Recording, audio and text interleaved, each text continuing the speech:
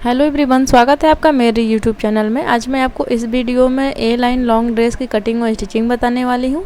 तो प्लीज़ इस वीडियो को पूरा देखिए, वीडियो को लाइक करिए, शेयर करिए और अगर आपने मेरे चैनल को सब्सक्राइब नहीं किया है तो मेरे चैनल को सब्सक्राइब करिए। इस ड्रेस को बनाने के लिए मैंने यहाँ पे 2.5 मीटर कपड़े का यूज किया है और इसकी जो चौड़ाई है यानी कि जो विड्थ है इसकी वो 57 से 58 इंच की है। तो सबसे पहले हमें इसको इस प्रकार से फोल्ड कर लेना है। फोल्ड करने के बाद इसको एक बार और फोल्ड करेंगे। इस तरह से फोल्ड करने से ये 4 लेयर में हो जाएगा यानी कि 4 लेयर। और ये देखिए मेरे बंद वाला साइड है और ये खुली वाली साइड है।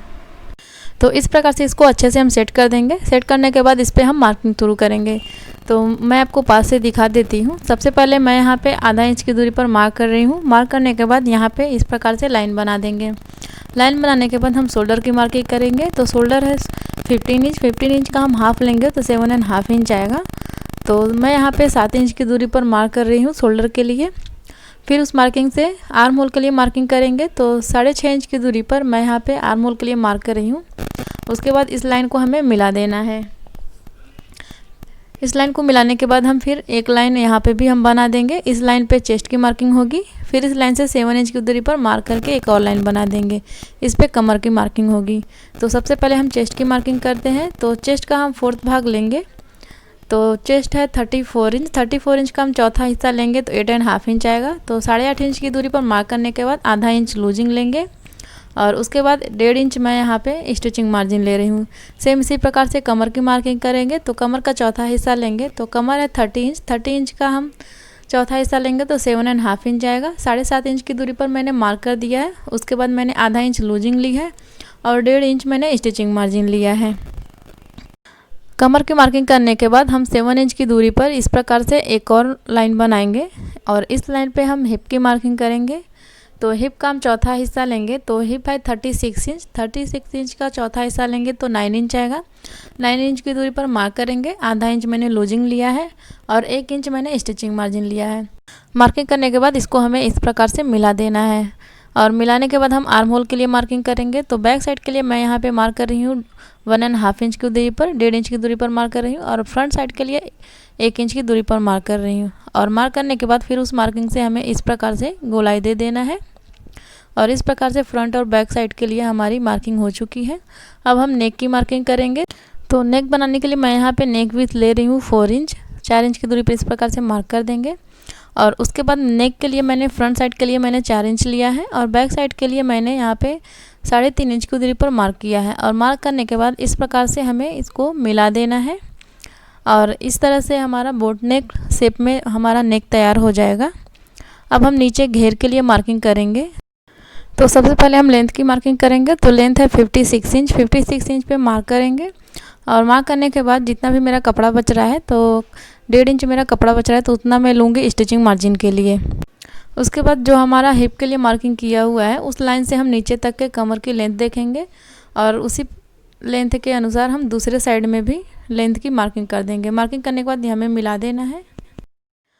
आप चाहे तो ये मार्किंग आप कमर की साइड से भी इसको मार्क कर सकती हैं और मार्क करने के बाद इसको हमें इस प्रकार से मिला देना है और यहाँ मिलाने के बाद हम उतना ही लेंथ में इस प्रकार से गोलाई में मार्किंग करेंगे और मार्क करने के बाद इसको हमें इस प्रकार से यहाँ पे भी लाइन बना देना है और इस प्रकार से मार्किंग हो चुकी है। मार्किंग करने के बाद इसको ही हम कटिंग कर देंगे। तो इस तरह से देखिए मैंने इसको कट कर दिया है। अब इसमें हम इस तरीके से कट बना देंगे। कट बनाने के बाद हम नेक की कटिंग करेंगे। तो यहाँ पे सबसे पहले हम बैक साइड की कटिंग करेंगे इस प्रकार से और कटिंग करने के बाद हम बैक साइड को बाहर की तरफ निकालेंगे।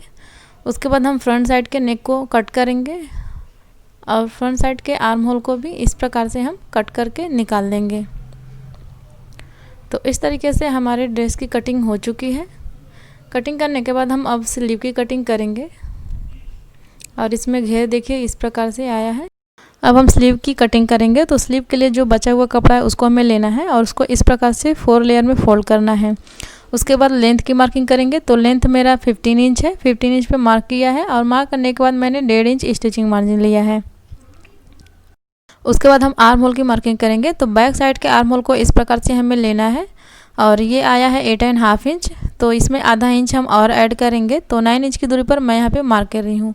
आर्म होल की मार्किंग करने के बाद 3 इंच की दूरी पर इस प्रकार से मार्क करना है और मार्क करने के बाद इस प्रकार से तिर्यक लाइन बना देना है।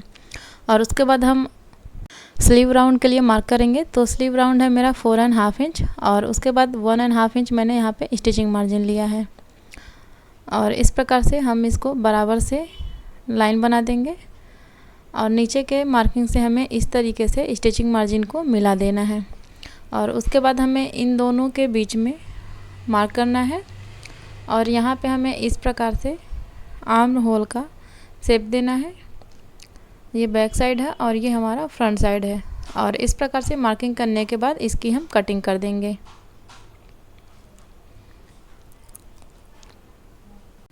स्लीव की कटिंग करने के बाद हमें दोनों स्लीव को इस प्रकार से फैला करके रख लेना है और फ्रंट साइड के आर्म होल को इस प्रकार से कट कर देना है।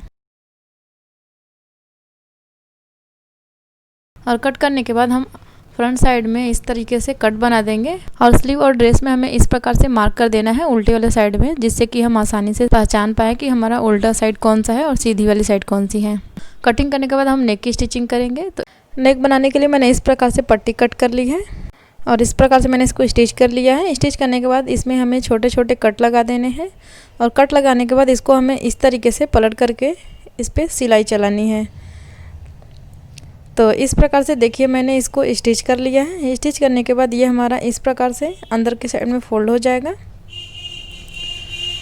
अब इस प्रकार से आयरन कर दें और उसके बाद हमें इसकी किनारी को, पट्टी के किनारी को इस तरीके से स्टिच कर लेना है या फिर आयरन कर लेना है। उसके बाद हम शोल्डर को अटैच करेंगे। तो बैक साइड के नेक की पट्टी को हमें इस प्रकार से फ्रंट साइड के ऊपर ला के रखना है और उसके बाद उस पर हमें सिलाई करके जोड़ देना है। तो इस तरीके से देखिए मैंने इसको स्टिच कर लिया है और स्टिच करने के बाद ये हमारा फ्रंट और बैक का नेक इस प्रकार से आया है।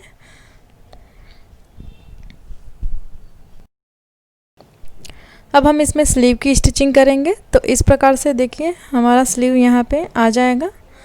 तो हम स्लीव को इस तरह से स्टिच कर लेते हैं। तो फ्रंट साइड को स्लीव को ड्रेस में अटैच करते समय ये ज़रूर देख लें कि हमारा फ्रंट साइड का ही स्लीव फ्रंट साइड में आए। और इस प्रकार से देखिए मैंने इसको स्टिच कर लिया है। इसी तरीके से हम दूसरे वाले स्लीव को भी स्टिच कर लेंगे। तो यहाँ पे मैंने दोनों स्लीव को स्टिच कर लिया है और उसके बाद हम स्लीव के किनारे को इस प्रकार से फोल्ड करके स्टिच कर लेंगे। तो मैंने सिर्फ एक सिलाई चलाई है और उसके बाद मैंने इस तरीके से कुछ लेस लिया है और यहाँ पे मैंने सिंगल दाब लगाकर इसको मैं लेस को इसमें लगा रही हूँ। तो इस प्रकार से इसमें स्टिच कर देंगे। इसी तरीके से दूसरे वाले स्लीव में भी हम लेस को लगा लेंगे। तो इस प्रकार से मैंने दोनों स्लीव में लेस को लगा लिया है। अब हम कपड़े को इस प्रकार से फोल्ड करेंगे। फोल्ड करने के बाद हमें स्लीव और कमर को इस प्रकार से बराबर से मिला लेना है और मिलाने के बाद हम इस पर मार्किंग करेंगे। जितना भी हमने स्टिचिंग मार्जिन लिया है उतनी दूरी पे हम मार्क करेंगे। तो इधर मैंने 1.5 इंच लिया है और यहाँ हिप के साइड में मैंने 1 इंच लिया है और नीचे से हमें इस तरीके से कम करते जाना है और सेम इसी प्रकार से हम दूसरे वाले साइड में भी मार्क करेंगे।